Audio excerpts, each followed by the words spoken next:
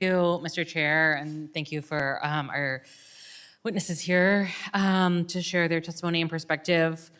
As folks know, the federal government through NEPA was historically intended to represent the interests of all Americans, including tribal nations and others who are often left behind in decision-making and left to live among and with disproportionately high levels of pollution.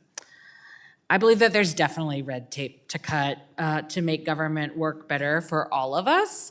But like my colleague from California who spoke recently, I don't believe we see a good faith effort to speed permitting for all types of projects.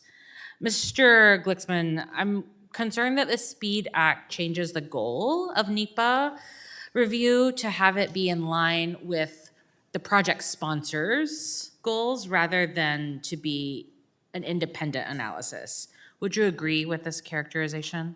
I do, and that, I think, relates to something I mentioned in my oral testimony. That is, the statute would be amended to say that agencies are required to define the purpose and need in a way that meets the project applicant's goals.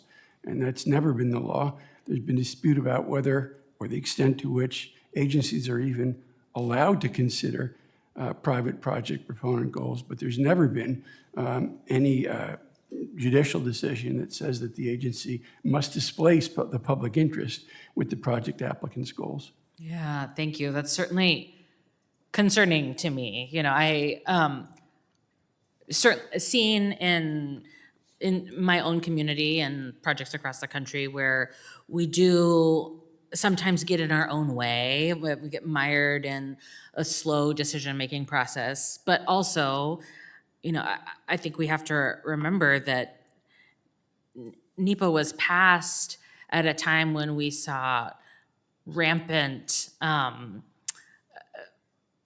pollution and mismanagement of our public resources and real human impacts of some of those decisions, impacts that communities still live with.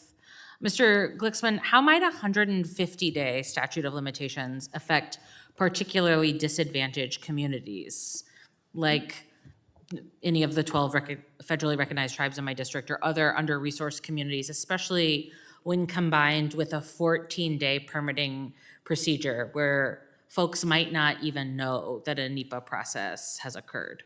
Well, I think that that timeline is going to make it difficult for them to gather the information and the resource they need to effectively pursue litigation and challenging agency NEPA evaluations that they think are deficient.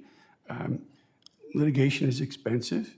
You have to hire attorneys, you have to pay court costs, and tribal communities may not be able to easily afford those things. It may take time to gather the money, and 150 days may simply be too short to allow them to do so. Yeah, thank you so much. I don't want to leave any of my colleagues with the perspective that I don't want us to be more efficient. I do want government to be more efficient. I want us to be able to expand our energy resources, to be able to build housing, to be able to ensure that we are building an economy that works for real people. But I don't want us to run over the interests of real people in order to speed up projects that have real benefits for the shareholders and funders. Thank you so much for your testimony. I yield the balance of my time to the ranking member.